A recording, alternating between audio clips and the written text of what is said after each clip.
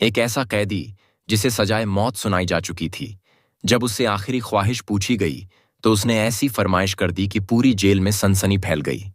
उसने कहा, मेरी आखिरी ख्वाहिश ये है कि मैं अपनी जिंदगी की आखिरी रात एक कुंवारी लड़की के साथ गुजारना चाहता हूं, जो अपनी मर्जी से मेरे साथ हो। मस्जिद में ऐलान करवा दो कि क्या कोई ऐसी लड़की है जो मेरी दुल्हन बनने के लिए तैयार हो।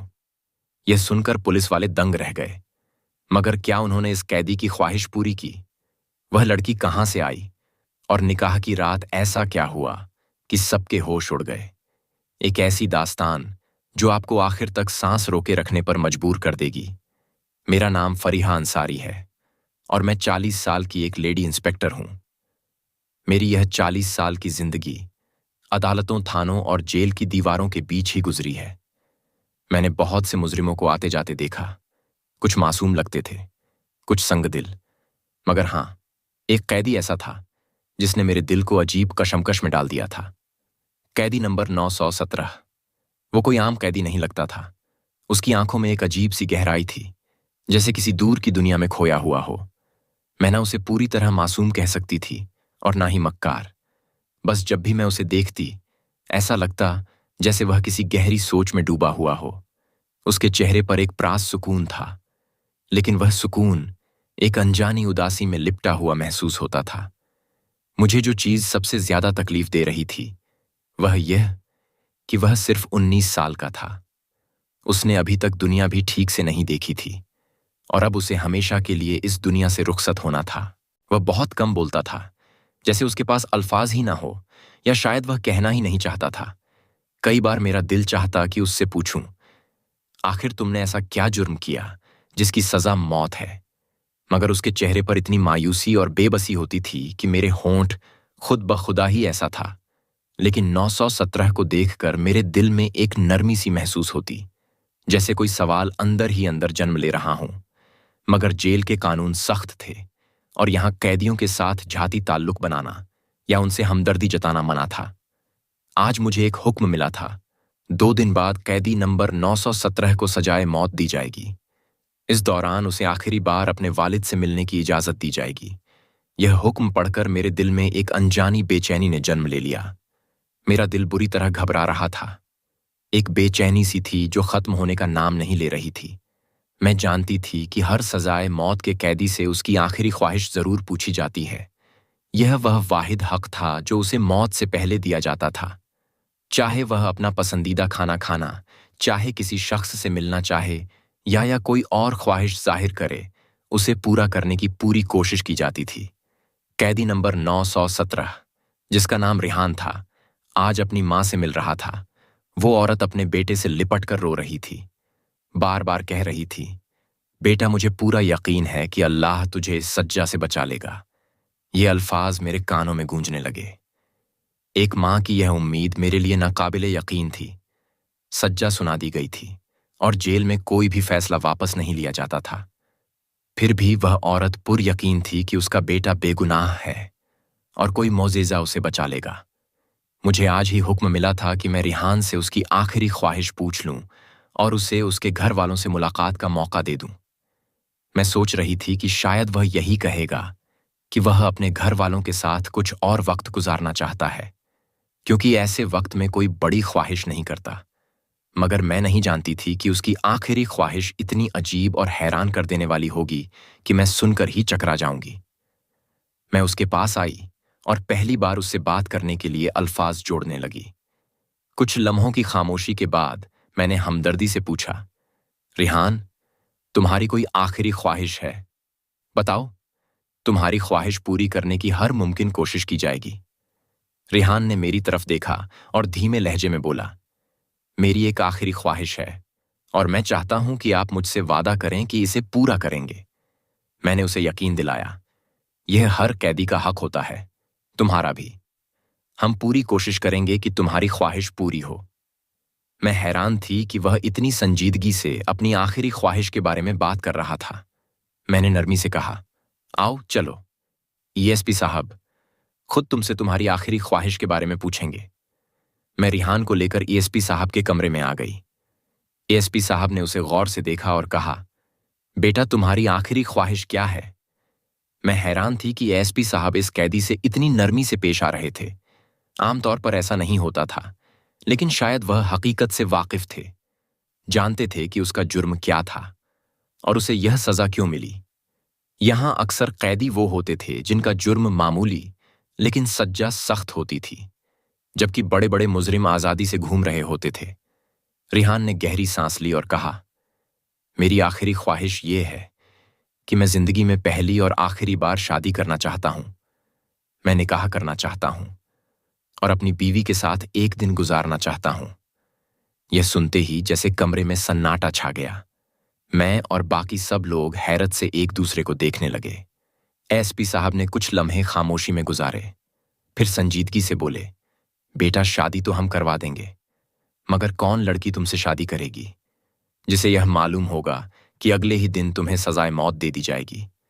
वह थोड़ा रुके और फिर बोले, तुम एक सजाए मौत के कैदी हो। तुम्हारी उम्र भी इतनी नहीं कि तुम्हारे घर वाले किसी को पैसों का लालच देकर रजामंद कर ले, और वैसे भी तुम एक गरीब खानदान से हो और गरीबों से शादी करने के लिए कोई भी आसानी से तैयार नहीं होता, खास तौर पर इस हालात में क्यों अपनी जिंदगी का आखिरी मौका जया कर रहे हो। एसपी साहब ने संजीदगी से कहा, कोई और ख्वाहिश बताओ, खाने पीने की कोई चीज या किसी खास शख्स से मुलाकात। हम तुम्हारे लिए सब करने को तैयार हैं, मगर शादी ये मुमकिन नहीं। तुम एक सजाए मौत के कैदी हो, तुमसे शादी करने पर कोई भी रजामंद नहीं होगा। हम तुम्हारी शादी कैसे करवाएं? रिहान ने बेहद इत्मीनान से जवाब दिया, एसपी साहब, मैं पहले ही कह चुका हूं कि मेरी आखिरी ख्वाहिश शादी है, लेकिन आप फिक्र ना करें। मैं एक ऐसा तरीका बताऊंगा जिससे मेरी शादी खुद ब खुदा से उसे देखने लगे। उनके चेहरे पर एक लम्हे के लिए तशवी उभरी, जैसे उन्हें अंदेशा हो कि कहीं वह जेल की किसी खातून मुलाजिम से निकाह करने की जिद ना कर दे। मगर रिहान ने जो कहा वो इससे भी ज्यादा हैरत अंगेज था। बस इतना करें कि मस्जिद में ऐलान करवा दें कि रिहान खान एक ऐसी औरत से निकाह करना चाहता है जो उसकी दुल्हन बनने के लिए तैयार हो, मगर सिर्फ एक दिन के लिए उसकी सजाए मौत से पहले। यह सुनते ही कमरे में जैसे सन्नाटा छा गया। सब हैरत से एक दूसरे को देखने लगे। बात इतनी अजीब थी कि सुनकर यकीन करना मुश्किल हो रहा था। रिहान ने हमसे वादा लिया कि अगर कोई औरत इस शर्त पर निकाह के लिए रजामंद हो जाती है तो हम उसे रोकेंगे नहीं और वह पूरी रात उसके साथ गुजार सकेगी। उसकी चालाकी ने हमें भी सोचने पर मजबूर कर दिया। एसपी साहब ने कुछ लम्हे सोचा और फिर कंधे उचका हुए बोले, हमें पूरा यकीन है कि कोई भी औरत इस शर्त पर तुमसे शादी नहीं करेगी। भला कोई क्यों अपनी जिंदगी बर्बाद करेगी? सिर्फ एक दिन के लिए दुल्हन बनने का क्या फायदा? कोई क्यों अपने खानदान के साथ झगड़ा मोड़ लेगा? मगर रिहान पर हमारी किसी बात का असर नहीं हुआ। वह पूरा सुकून लहजे में बोला, बस आप लोग ऐलान करवा दें, यही मेरी आखिरी ख्वाहिश है। अगर कोई नहीं आया तो मैं कोई और ख्वाहिश नहीं करूंगा, फिर मुझे चाहे सजाए मौत दे दी जाए। रिहान की इस जिद के आगे हमें हार माननी पड़ी। हमने मस्जिद में ऐलान करवा दिया कि रिहान खान, जो 2 दिन बाद सजाए मौत पाने वाला है, अपनी आखिरी ख्वाहिश के तौर पर एक दिन के लिए किसी लड़की से निकाह करना चाहता है। अगर कोई औरत इस निकाह पर रजामंद हो तो वह आगे बढ़ सकती है। यह ऐलान पूरे इलाके में गूंज गया, मगर हमारे दिलों में यकीन था कि कोई भी ऐसी शर्त पर 6 के लिए आगे नहीं आएगा। रिहान एक गरीब खानदान से ताल्लुक रखता था और हमें पूरा यकीन था कि कोई भी औरत इस शर्त पर उससे शादी नहीं करेगी, मगर फिर भी हमने उसकी आखिरी ख्वाहिश के मुताबिक ऐलान करवा दिया। यह हमें सिर्फ एक मजाक लग रहा था, एक नामुमकिन सी बात। मगर ठीक 1 घंटे बाद एक सिपाही तेजी से भागता हुआ आया और इत्तिला दी, जेल के दरवाजे पर एक औरत मौजूद है जो दुल्हन के लिबास में है और उसके साथ एक मौलवी साहब भी हैं। यह सुनकर मैं और एसपी साहब हैरानी में बाहर निकले। हमारे सामने एक नौजवान लड़की खड़ी थी जिसकी उम्र तकरीबन 17 से 18 साल के करीब होगी। वह वाकई एक दुल्हन के रूप में आई थी। पूरी तरह सजी धजी मुकम्मल शादी के लिबास में उसके साथ एक आलिमदन भी खड़े थे जिनके हाथ में निकाह का रजिस्टर मौजूद था। एसपी साहब ने संजीदगी से पूछा, मौलवी साहब, आप कौन हैं और ये लड़की कौन है? मौलवी साहब ने जवाब दिया, ये लड़की मेरे पास आई थी और इसने कहा कि मैं इसका निकाह पढ़ाऊंगा। ए मौत पाने वाला है। हम सब सन्न रह गए। मौलवी साहब ने बात जारी रखी। मैंने इसे बहुत समझाया कि बेटी तुम अपनी जिंदगी क्यों बर्बाद कर रही हो, मगर यह अपनी जिद पर कायम रही। इसने कहा कि यह सिर्फ और सिर्फ रिहान से ही निकाह करेगी। यह इसकी भी आखिरी ख्वाहिश है, क्योंकि यह रिहान से सच्ची मोहब्बत करती है। यह सुनकर जेल में खामोशी छा गई। हमें यकीन नहीं आ रहा था कि रिहान को वाकई कोई इतना चाहता था कि उसके लिए सब कुछ छोड़ने को तैयार हो जाए। यह बात जितनी भी अजीब लग रही थी, मगर हमें इस पर एतराज करने का कोई हक का नहीं था। हमारा काम सिर्फ कैदी की आखिरी ख्वाहिश पूरी करना था। आखिरकार निकाह की रस्मी कार्रवाई मुकम्मल करने के लिए मौलवी साहब को अंदर बुलाया गया और रिहान को उसके सेल से निकालकर जेल ऑफिस में बिठा दिया गया। मौलवी साहब ने रिहान और उस लड़की का निकाह पढ़ा दिया। निकाह मुकम्मल होने के बाद रिहान ने मुस्कुराते हुए कहा, वादे के मुताबिक अब आप मेरी दुल्हन को मेरे पास भेजेंगे। मैं इसके साथ बातें करना चाहता हूं, अपनी पुरानी यादें ताज़ा करना चाहता हूं। बस एक दिन फिर यह चली जाएगी और उसके बाद मुझे चाहे फांसी दे दें, मुझे कोई गम नहीं होगा। मेरी मोहब्बत मुझे मिल गई, यही मेरे लिए काफी है। रिहान की बातें सुनकर मेरी आंखों में भी आंसू आ गए। सच्ची मोहब्बत वाकई ऐसी ही होती है, बेलौस और निडर। मैंने दिल में सोचा, मगर मैं नहीं जानती थी कि इस निकाह के पीछे एक ऐसी कहानी छुपी थी जो हमारे होश उड़ा देने वाली थी। एसपी साहब ने मुस्कुराते हुए मुझे इशारा किया और कहा, लड़की को रिहान के सेल में ले जाओ और दरवाजा बंद कर दो। मैंने हुक्म पर अमल किया और दोनों को सेल में बंद करके बाहर आ गई। मुझे लगा कि कुछ ही देर में वह लड़की खुद ही तंग आकर बाहर निकलना चाहेगी, मगर जैसे जैसे वक्त गुजरता गया मुझे हल्की हल्की सरगोशियां की आवाजें आती रहीं। ऐसा महसूस हो रहा था जैसे कोई किसी चीज को खोलने की कोशिश कर रहा हो। मुझे शक हुआ कि शायद सेल का दरवाजा तोड़ने की कोशिश की जा रही है, मगर मैं मुतमिन थी। मैं जानती थी कि यह कोई आसान काम नहीं। दरवाजे पर बहुत बड़ा और मजबूत ताला लगा हुआ था। मैं वापस अपने दफ्तर में चली गई और सोचो मैं गुम हो गई। लेकिन अचानक जेल के अंदर से एक दिल दहला देने वाली चीख सुनाई दी। मैं फौरन अपनी जगह से उठी और भागती हुई रिहान के सेल की तरफ पहुंची। क्या हुआ? मैंने अंदर झांकते ही पूछा। वह लड़की जो दुल्हन के लिबास में थी अपना घूंघट नीचे की खड़ी थी। उसकी सांसें बेतरतीब थीं और उसका पूरा जिस्म कांप रहा था। जैसे ही मैंने उसे गौर से देखा, वो कंप कपात लहजे में बोली, मुझे यहां से निकालो, मैं यहां नहीं रहना चाहती। मैंने हैरत से कहा, अब क्या हुआ? अभी तो तुमने खुद अपनी मर्जी से निकाह किया था। मोहब्बत का नशा उतर गया, अब तुम्हें अपने मुस्तकबिल की फिक्र होने लगी। मगर वह कुछ नहीं बोली, बस अपने कपड़ों को मुट्ठिना चीज ने उसे झंझोट कर रख दिया हो। मैंने दरवाजा खोला और वह लड़की बिजली की तरह बाहर निकली और बिना कुछ कहे वहां से चली गई। मैंने सेल का दरवाजा ताला लगाकर अपनी जिम्मेदारी पूरी की और वापस ऑफिस में आकर सो गई। मुझे इस बात का जरा भी अंदाजा नहीं था कि जब सुबह मेरी आंख खुलेगी तो एक जबरदस्त तूफान बरपा हो चुका होगा। सुबह होते ही एसपी साहब तेज कदमों से मेरे ऑफिस में दाखिल हुए और गुस्से में बोले, कैदी नंबर 917 कहाँ है? मैंने चौंक कर कहा, वह अपने सेल में होगा सर। मगर एसपी साहब का चेहरा सख्त हो चुका था। जाकर अच्छे से देखो, वो बोले और मेरा दिल जोरों से धड़कने लगा। मैं तेजी से रिहान के सेल की तरफ बढ़ी। जैसे ही वहां पहुंची, मैंने मामूल के मुताबिक आवाज दी, रिहान दरवाजे के करीब आओ। मगर अंदर कोई जवाब नहीं आया। मेरी पेशानी पर पसीना आ गया, दिल की धड़कन और तेज हो गई। मैंने खिड़की से अंदर झांका और जो मंजर देखा उसने मेरे होश उड़ा दिए। सेल के अंदर एक शख्स मर्दाना कपड़ों में दीवार की तरफ मुंह किए लेटा हुआ था। मेरी सांसें रुक गईं, हाथ कांपने लगे।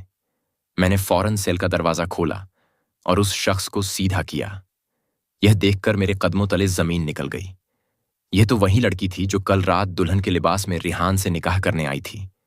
मेरी आंखें हैरत से फटी की फटी रह गई। मैं सदमे में खड़ी थी कि उसी वक्त एसपी साहब भी वहां पहुंच गए।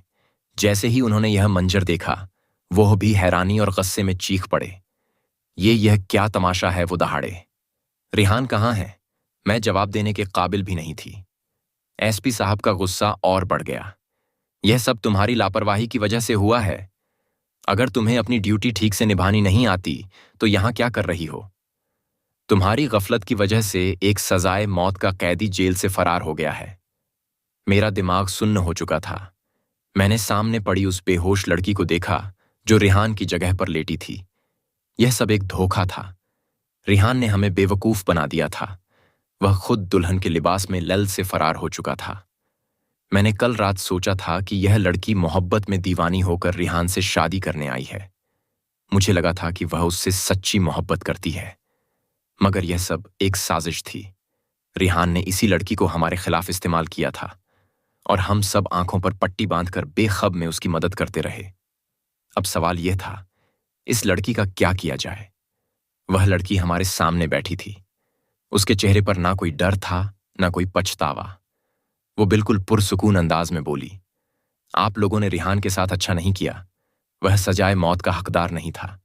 मैंने गुस्से से जवाब दिया, यह बात तो वक्त ही साबित करेगा।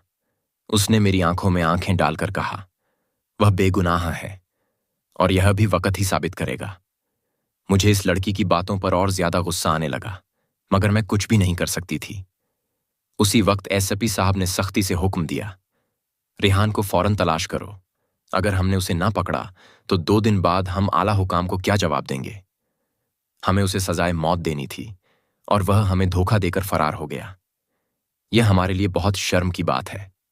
मेरा दिल बुरी तरह घबरा रहा था। मैं अब भी समझ नहीं पा रही थी कि मेरे साथ इतना बड़ा धोखा कैसे हो सकता है। मैंने एक शख्स पर भरोसा किया, एक लड़की की बातों पर यकीन किया, उनका निकाह करवा दिया और बदले में उन्होंने मेरी आंखों में धूल झोंक दी। अब हमारे पास सिर्फ एक ही रास्ता था, इस लड़की के माँ बाप तक पहुंचना और उनसे हकीकत मालूम करना। मगर फिर मुझे ख्याल आया, क्यों ना इसी लड़की से पूछ लिया जाए, शायद वह खुद हकीकत बयान कर दे। रिहान को ढूंढना बहुत मुश्किल था। वह कई घंटे पहले जेल से भाग चुका था। हमें तो शाम में पता चला, जबकि वह सुबह 4 बजे फरार हुआ था।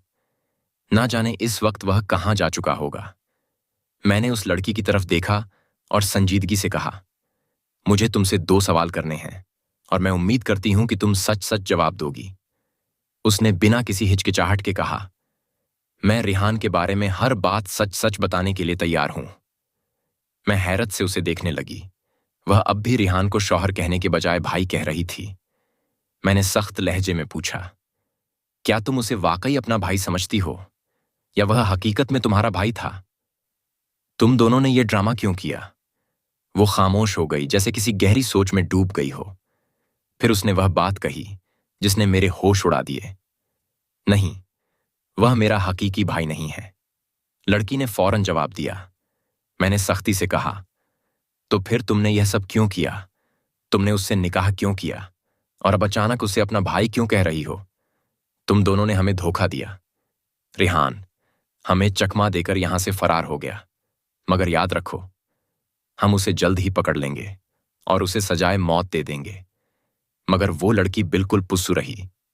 उसने मेरे चेहरे पर नजरें डरते हुए कहा, यकीन मानिए ऐसा बिल्कुल नहीं है। वह जल्द ही वापस आ जाएगा। वह अच्छे से जानता है कि उसे कहां जाना चाहिए और कहां नहीं। और सबसे अहम बात, अब तो उसने मुझसे निकाह कर लिया है। मैं उसकी जिम्मेदारी हूं। वह मुझे कभी भी छोड़कर भागने वालों में से नहीं है। उस लड़की की बातें सुनकर मैं हैरान रह गई। वह इतने यकीन से कैसे कह सकती थी कि रिहान वापस आ जाएगा? क्या वाकई ऐसा मुमकिन था? तुम्हें यह यकीन क्यों है कि वह वापस आएगा? मैंने संजीदगी से पूछा। उसने गहरी सांस ली और कहा, अगर आप मेरी पूरी कहानी सुनेंगे तो शायद आपका फैसला भी बदल जाएगा और आपको अंदाजा होगा कि असल हकीकत क्या है। मैं खामोश हो गई। मैं जानती थी कि यह लड़की अभी तक अपनी बात पर डटी हुई थी। अगर मैं इससे और सवाल पूछती तो शायद वह कुछ और हकीकत सामने ले आती। मेरा नाम नाजिया है, उसने कहना शुरू किया। मेरी बड़ी बहन की मंगनी रिहान से हो चुकी थी। रिहान बचपन से ही बहुत बहादुर और बेखौफ लड़का था। शायद ही कोई ऐसा वक्त आया हो जब वह किसी से डरकर पीछे हटा हो। वह मेरे वालिद के चाचाजाद भाई का बेटा था, यानी मेरा फूफीजाद अब्बू उसे बहुत पसंद करते थे और उस पर बेहद भरोसा भी था। जब उन्होंने मेरी बड़ी बहन की मंगनी रिहान से कर दी तो वह हमारे घर आना जाना शुरू हो गया। मैं खामोशी से उसकी बातें सुन रही थी। हमारे गांव का माहौल बहुत अजीब था। एक रात रिहान भाई हमारी खालादत बहन से मिलने के लिए हमारे घर आए। उस दिन अब्बू घर पर नहीं थे और रिहान भाई पहले भी कई बार आ चुके थे, क्योंकि अब वह हमारे घर का एक फर्द बन चुके थे। उस वक्त घर में सिर्फ हम दोनों बहनें थीं और कोई नहीं था। रिहान भाई पिछले दरवाजे से आए। मुझे फौरन अंदाजा हो गया कि वह आप ही से मिलने के लिए आए हैं। मैं बावर्ची खाने में चाय बनाने लगी और वह दोनों आपस में बातें कर रहे थे। सब कुछ मामूल के मुताबिक लग रहा था, मगर अचानक दरवाजे पर जोर जोर से दस्तक होने लगी। मैं घबरा गई। कहीं अब्बू तो नहीं आ गए? मैंने सोचा। जल्दी से मैंने दरवाजे के बाहर झांका, मगर जो मंजर देखा उसने मेरे रोंगटे खड़े कर दिए। 3 से 4 आदमी दरवाजे के बाहर खड़े थे। उनके चेहरे खौफनाक और इरादे मशकूर लग रहे थे। उनके हुलिये से साफ जाहिर था कि यह कोई आम लोग नहीं, बल्कि बदमाश थे। मेरी आंखों में खौफ छा गया, मगर मुझे कुछ तसल्ली हुई कि रिहान भाई हमारे साथ हैं। दरवाजा खोलो, वरना हम दरवाजा तोड़ देंगे। एक दरुत आवाज गूंजी। मैंने मिन्नत समाजत की। हम घर में अकेली 2 बहनें हैं, तुम लोग यहां से चले जाओ। मगर उनमें से एक ने तंजिया अंदाज में हंसते हुए कहा, हमें सब पता है कि अभी अभी तुम्हारे घर में एक नौजवान दाखिल हुआ है। तुम हमें बेवकूफ नहीं बना सकती। शोर की आवाज सुनकर रिहान भाई भी बाहर आ गए। उन्होंने दरवाजा खोला और मुझे इशारा किया कि मैं अंदर चली जाऊं। मैं तेजी से अपने कमरे में छुप गई, मगर बाहर जो कुछ हो रहा था सब सुन रही थी। रिहान भाई उन बदमाशों के सामने आ खड़े हुए।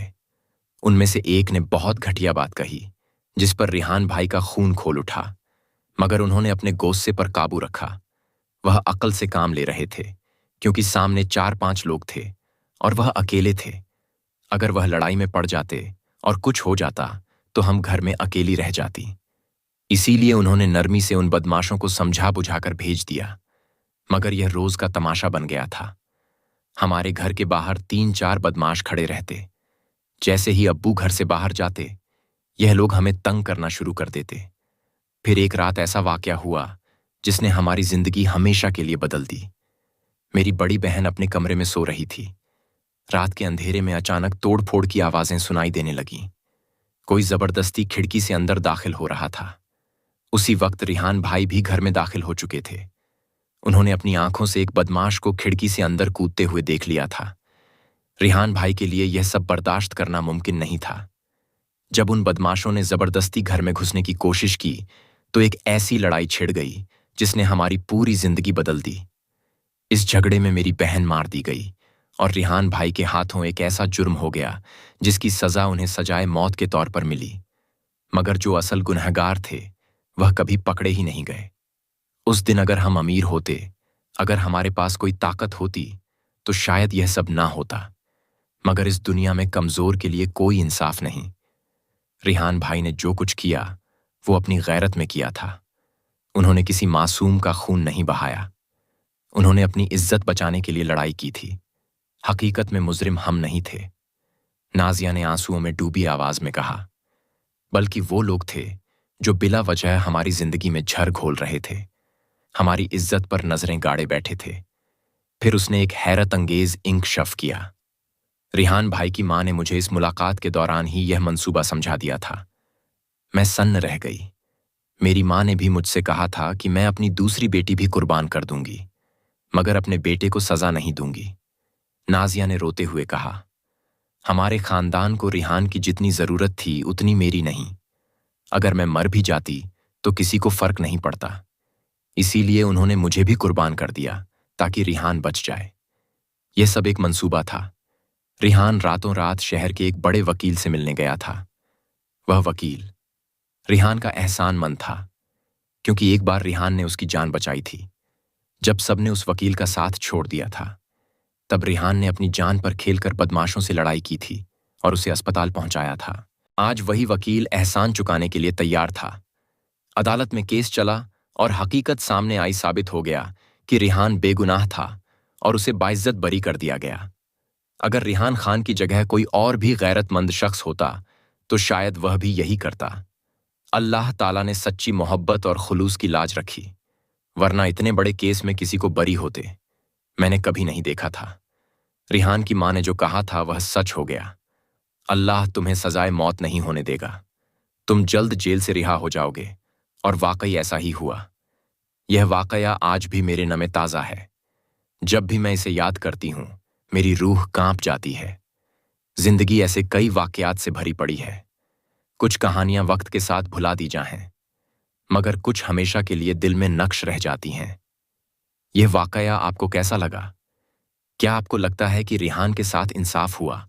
अपनी राय कमेंट्स में जरूर बताएं। अगर आपको यह वीडियो पसंद आई हो तो लाइक करें, शेयर करें और मजीद ऐसे वाकया सुनने के लिए चैनल को सब्सक्राइब करना ना भूलें।